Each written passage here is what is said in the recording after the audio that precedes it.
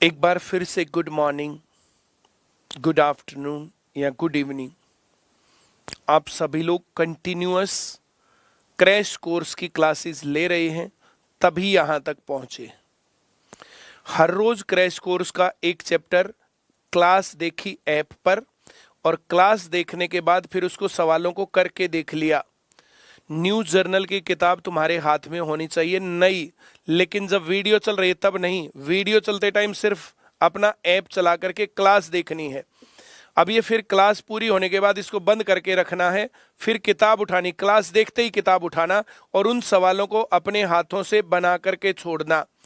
किताब के ऊपर ही करोगे तो तुम्हारी स्पीड बढ़ती जाएगी, अगर उसको कॉपी पर उतार के करोगे तो तुम्हारी स्पीड थोड़ी सी कम हो जाएगी। अब ये तुम्हारे अपने ऊपर डिपेंड है कि अगर तुम्हें स्पीड बढ़ानी और सवाल जल्दी जल्दी करने हैं तो किताब के ऊपर सवाल देखा, उत्तर देख के टिक करते जाओ, उत्तर देख के टिक करते जाओ। इससे ज़्यादा स्पीड बनेगी नहीं, पेपर में वही आदत काम आएगी। सो डिस्काउंट बट्टा ये हानि नहीं होती है, डिस्काउंट अपनी मर्जी से दिया जाता है।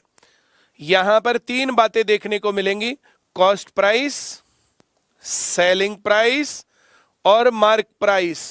तीन चीजें होती हैं। ये जो मैं टी शर्ट पहन के खड़ा हूं, इस पर जो प्राइस था वो था मार्क प्राइस। इस पर कुछ ना कुछ डिस्काउंट जरूर दिया होगा, तो मार्क प्राइस से डिस्काउंट के बाद सेलिंग प्राइस, तो मार्क प्राइस और सेलिंग प्राइस के बीच में डिस्काउंट आएगा। मार्क प्राइस पहली बात है, सेलिंग प्राइस बाद की बात है।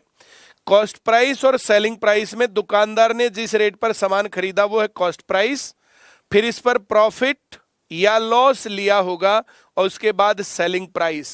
तो कॉस्ट प्राइस पर प्रॉफिट, फिर सेलिंग प्राइस, और मार्क प्राइस पर डिस्काउंट, फिर सेलिंग प्राइस। सेलिंग प्राइस दोनों केसेस में बाद में आता है। सेलिंग प्राइस से कॉस्ट प्राइस पर जाना तो प्रॉफिट या लॉस, और सेलिंग प्राइस से मार्क प्राइस पर जाना तो डिस्काउंट, फ्रैक्शन उल्टा।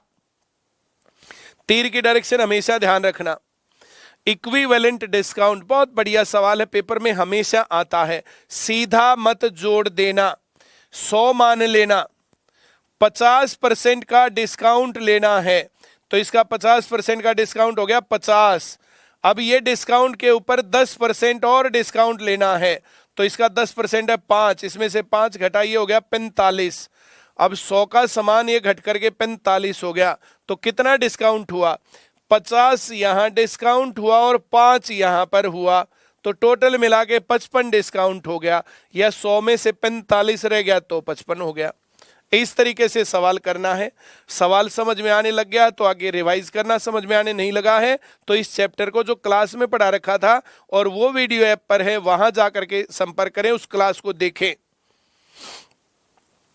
ओरिजिनल मानेंगे 100, इसमें से 50% घटाएंगे, इसका 50% घटेगा, ये हो गया 50।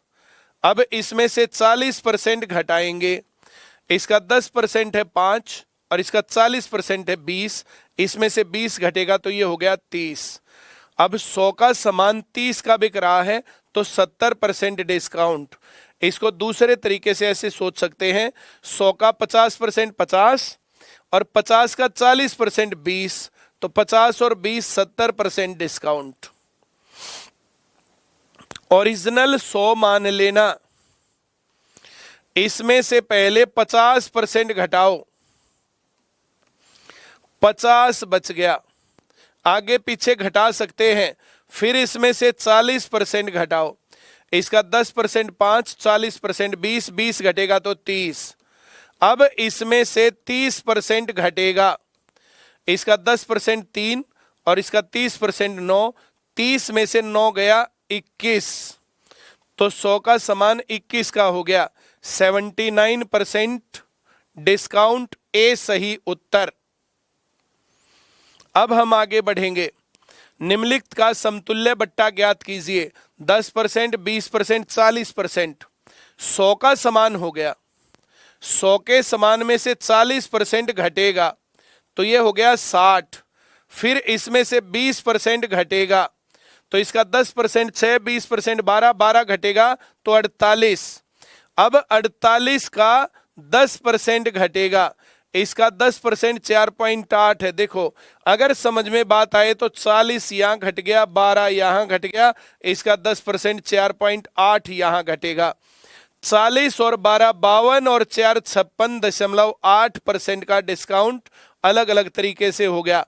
वैसे नहीं करना तो 48 में से 4 घटाओ 44, 44 में से 0.8 घटाओ 43.2, 100 में से 43.2 घटाओगे तब भी 56.8 आएगा।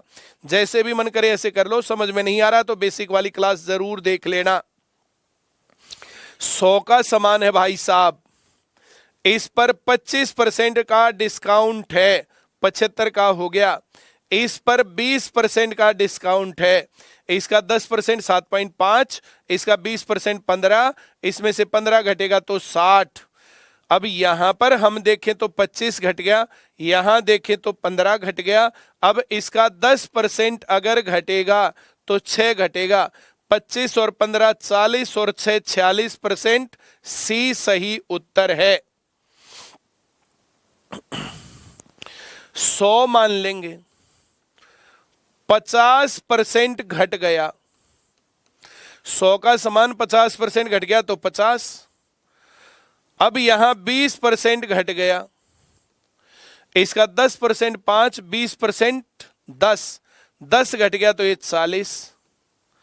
अब इसका 30% घटाना है, इसका 10% 4, 30% 12, 12 घटेगा तो ये हो गया 28।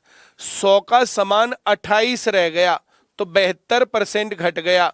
इसको दूसरे तरीके से ऐसे सोच सकते हैं, 100 का 50% 50, 50 का 20% 10, 40 का 30% 12, तो 50 और 10 60 और 12 62 नहीं 72% का डिस्काउंट। डी सही उत्तर।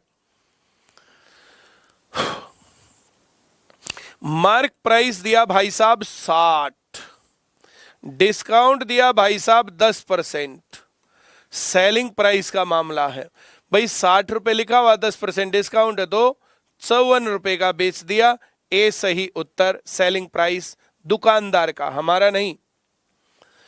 अंकित मूल्य 800 रुपए है मार्क प्राइस, डिस्काउंट है 20% तो सेलिंग प्राइस आएगा।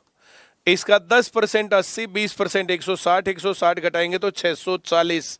सी सही उत्तर है। अंकित मूल्य मार्क प्राइस 500 रुपए, डिस्काउंट 40%, सेलिंग प्राइस आएगा। इसका 10% 50, 40% 200, 200 घटा दो 300 रुपए। 500 रुपए का सामान 40% डिस्काउंट 300 का मिलेगा। डी सही उत्तर। 1000 का सामान 25% डिस्काउंट 750 का मिलेगा। जितने का मिलेगा उसको सेलिंग प्राइस बोलेंगे, दुकानदार का, कंज्यूमर का नहीं। अंकित मूल्य 600, डिस्काउंट 25%, इसका 10% 25% 4 से भाग करके 150 हो गया, 450 का बिकेगा। सी सही उत्तर। अब यहां पर सेलिंग प्राइस है भाई साहब 540, डिस्काउंट है 10%। डिस्काउंट 10% का मतलब 90/100। हम लोगों को मार्क प्राइस चाहिए, मार्क प्राइस उल्टा होता है ये, तो ये 540 गुणा 100/90। 10 से 1 कटेगा, इससे 1 कटेगा 6, 6 गुणा 100 600 आएगा। डी सही उत्तर। इसको दूसरे तरीके से कह सकते हैं, ऐसे तीर लगाएं, 10% डिस्काउंट ऐसे लिखें। 10% डिस्काउंट का मतलब 90/100 होता है। ये मार्क प्राइस है, बीच में डिस्काउंट है और ये सेलिंग प्राइस है 540। फ्रैक्शन उल्टा लगाना पड़ेगा, तो ये 540 गुणा 100/90। 10 से 10, इससे कटेगा 6 गुणा 100 600 रुपए। डी सही उत्तर। इसका 10% 60 घटाते ही 540, यही कहानी है। 5% डिस्काउंट का मतलब ऐसे तीर लगाओ, पहले 95/100 लिखो और यहां 950 लिखो। यहां जाएंगे तो फ्रैक्शन उल्टा आएगा, तो ये 950 गुणा 100/95। इस जीरो को यहां से काटो, यहां लिखो और 95 से 95 उड़ा दो, 1000 रुपए, सी सही उत्तर। यहां पर सेलिंग प्राइस दिया ऐसे करके, तो ये मार्क प्राइस है, ये सेलिंग प्राइस है 1600 रुपए और डिस्काउंट है 80%, तो फ्रैक्शन बनेगा 20/100। यहां पर मार्क प्राइस निकलेगा, ये फ्रैक्शन उल्टा होकर के, तो ये 1600 गुणा 100/20। एक जीरो से एक जीरो काटो, एक जीरो को यहां से काट के यहां रखो, इससे इसको काटो, 8 8 गुणा 1000, 8000, सी सही उत्तर। डिस्काउंट 20% का मतलब 80/100, 400 रुपए सेलिंग प्राइस है, फ्रैक्शन उल्टा लिखना पड़ेगा, तो ये 400 गुणा 100 और बटे 80, इससे काटेंगे 5 पर गया, 5 गुणा 100 500 आएगा, बी सही उत्तर। मैं उम्मीद करता हूं सवाल आ रहे होंगे समझ में। यहां पर सेलिंग प्राइस 3600 रुपए लिखा भाई, डिस्काउंट 40% का मतलब 60/100 है, फ्रैक्शन उल्टा लगाना पड़ेगा, तो यहां लिखेंगे 3600 गुणा 100 और बटे 60। एक जीरो से ये काटो, एक जीरो को यहां से काट के इधर लिख दो, इससे इसको काटो, 6 पर जाएगा, 6000 रुपए, सी सही उत्तर। 6000 का 10% 600 है और 6000 का 40% 2400 है, घटा करके 3600 बच जाएगा। सवाल ये था। मार्क प्राइस इसने कहा भाई साहब 250 और सेलिंग प्राइस भाई साहब उसने कहा 230, तो उसका cost price, mark price, selling price, हम लोगों को चाहिए कितना डिस्काउंट हुआ, 250 से 230 20 रुपए का, नीचे लिखे 250 और गुणा करें 100, इससे ये कटेगा, 25 से कटेगा 4, 4 दूनी 8, सी सही उत्तर। मार्क प्राइस 2000 रुपए, सेलिंग प्राइस 1750 रुपए, so discount is 250 rupees. Discount percent निकालना है 250, मार्क प्राइस 2000 था और गुणा 100 है, 2 जीरो से 2 जीरो तो पहले काटो, इससे इसको काटो, 25/2 बच गया, 12 सही, 1/2% डिस्काउंट। 500 रुपए का सामान है, 350 रुपए का बेच दिया तो 150 रुपए बच गए, 150/500 और परसेंटेज के लिए गुणा 100, 2 जीरो से 2 जीरो कटेगा, इससे कटेगा, ये 30, बी सही उत्तर। 1000 का सामान 750 में गया, 25% डिस्काउंट है, 250 रुपए गए बटे 1000, परसेंटेज के लिए गुणा 100, 2 जीरो से 2 जीरो, 1 जीरो से 1 जीरो, 25% की कमी हो गई सीधी। 1500 का सामान 1200 रुपए का बेचा, 300 रुपए की कमी हो गई 1500 के ऊपर और परसेंटेज के लिए गुणा 100, 2 जीरो से 2 जीरो काटो, 15 से काटो, 2 पर जाएगा, 1 जीरो और है, 20% की कमी, सी सही उत्तर। 3 हाथों से गुजरकर बिकने वाले किसी आभूषण का मूल्य 65% बढ़ गया। भाई 100 रुपए का सामान था और 65% उसकी कीमत बढ़ गई, तो 165 रुपए का हो गया। ये कह रहा 3 हाथों से गुजरा, पहले ने 20% प्रॉफिट लिया प्लस 20% लिख करके यहां 120 सोचो कि पहले ने खरीदा 100 का, पहले ने बेचा 120 का, अब 120 से उसको 25% प्रॉफिट, इसका 25% 30 रुपए, तो इसका 30 रुपए बढ़ेगा तो 150 का हो गया, 25% 4 से भाग करके आता है। तीसरे आदमी ने खरीदा 150 का, बेचा 165 का, उसने 15 रुपए कमाए हैं, 150 रुपए खर्च करके गुणा 100, 1 जीरो से 1 जीरो कटेगा, 15 से 15 कटेगा, 10% का प्रॉफिट तीसरे को भी मिला, पहले को 20, दूसरे को 25, तीसरे को 10%। 100 रुपए का सामान था, 3 हाथों से गुजरकर 80% बढ़ गया, मतलब सामान बिका 180 रुपए का तीसरे के हाथों से। पहले ने 20% प्रॉफिट लिया तो सामान हो गया 120 का, अब दूसरे ने 25% प्रॉफिट लिया इसका 25% 4 से भाग होकर के 30 आएगा और 30 बढ़ के 150 का बेचा। तीसरे ने खरीदा 150 का, बेचा 180 का, 30 रुपए का प्रॉफिट 150 के ऊपर और परसेंटेज के लिए गुणा 100। इससे कटेगा 5, इससे कटेगा 20%। बी सही उत्तर। इससे अगला सवाल 100 का समान है, 30% रेट बढ़ गया 130 का हो गया, 10% रेट घट गया तो इसका 10% 13 घटा 117, ये प्लस 30% हुआ, ये माइनस 10% हुआ। एक बार फिर से माइनस 10% होगा। इसका 10% 11.7 है, 11 घटाएंगे तो 106 और 0.7 घटाएंगे तो 105.3। 100 का समान 105.3 के में बिका तो 5.3% का उसको प्रॉफिट हो गया।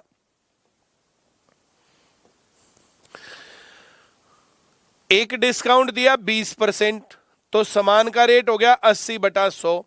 अगला डिस्काउंट दिया 12% तो रेट हो गया 88/100। ऐसा होने के बाद 704, फ्रैक्शन लगाएंगे उल्टे तो ये हो गया 704। इसको लगाएंगे तो 100/88 और इसको लगाएंगे तो 100/80। 10 से 10 काट दो, 8 से इसको काटो 88 आएगा, 88 से 88 जड़ से निपटा दो, 100 गुणा 10 1000 रुपए। डी सही उत्तर। तो डिस्काउंट 1 हो या 2 हो, हर डिस्काउंट पर घटोतरी होगी। तीर इस प्रकार से लगते जाएंगे। लास्ट की बात बता रखी फ्रैक्शन उल्टे, शुरुआती बात बता रखी हो तो कैलकुलेट कर देना चाहिए। इतनी बात तो सबको आती ही है। पहला कह रहा 12% डिस्काउंट तो लिखेंगे भाई साहब 88/100। फिर कह रहा 5% डिस्काउंट तो 95/100। ऐसा होने के बाद 418, ऐसा होने से पहले फ्रैक्शन उल्टे तो ये 418 गुणा 100/88 गुणा 100/95। तो भाई साहब 5 से काटते हैं, ये 20 और ये 19, ये 19 दूनी 38, 3 बच गया। फिर 19 दूनी 38 और इससे इसको काटे तो आएगा 4 पर और इससे इसको काटे तो आएगा 5 और ये 00 है, 500 रुपए। बी सही उत्तर। यह सवाल पेपर में हमेशा आता है। इसके अंदर एक डिस्काउंट है, एक प्रॉफिट है। जब एक ही सवाल में डिस्काउंट और प्रॉफिट इकट्ठा दे दे तो 100 लिखना, दिमाग मत लगाना। क्यों और कैसे होता है तो पूरा एक्सप्लेनेशन से देखना, तो पूरा चैप्टर देख लो। पहले वाला डिस्काउंट घटा दो, 10% डिस्काउंट है तो 90, प्रॉफिट जोड़ दो, 20% प्रॉफिट है तो 120। 100 लिखा, डिस्काउंट घटाया, प्रॉफिट जोड़ा। जो ज्यादा वाला है ये है मार्क प्राइस और जो कम वाला है ये है कॉस्ट प्राइस। अब यहां पर मार्क प्राइस बताया इसने 960 रुपए गुणा 8। अब यहां पर 90 गुणा 8 720 रुपए। सी सही उत्तर है, 720 रुपए।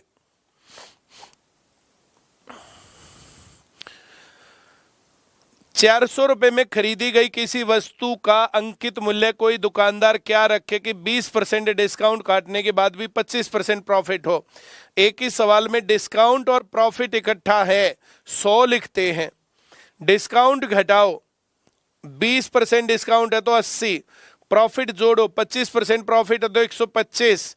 जो कम वाला है ये कॉस्ट प्राइस और जो ज्यादा वाला है ये मार्क प्राइस। मैंने ये बिल्कुल नहीं कहा ये सेलिंग प्राइस है, ये क्या है हमें नहीं पता, टोटली जुगाड़ है ये। सवाल जल्दी होगा। कॉस्ट प्राइस 400 बताया गया, गुणा 5 गुणा 5 625 मार्क प्राइस लिखना चाहिए। सी सही उत्तर। सिमेट्री लगानी तुम्हें आती है, नहीं आती है तो बेसिक वाली क्लासेस देखनी है। 12% डिस्काउंट देके 26% लाभ लिया, 100 का समान था। 12% डिस्काउंट 88 और 26% प्रॉफिट था 126, तो ये 880 लिखते हैं, तो ये 1260 लिखना पड़ेगा। सी सही उत्तर है।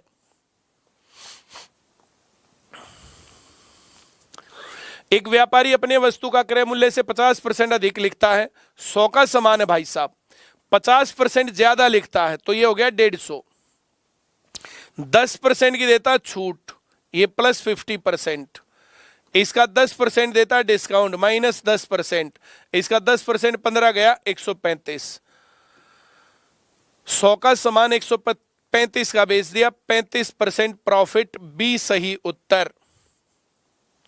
और ये हुआ आपका डिस्काउंट का चैप्टर पूरा। इस चैप्टर को एक बार फिर देखना, एक बार फिर देखना, एक बार फिर देखना, कई बार देखना, लेकिन एक बार देखने के बाद किताब लेकर के उसी पर करना सवाल, फिर एक और किताब लेके उसी पर करना, फिर एक और किताब लेके उसी पर करना। हर बार करोगे ना तो स्पीड डबल है। 10 बार कर दोगे ना, 10 बार, तो 1024 गुना बढ़ जाएगी स्पीड।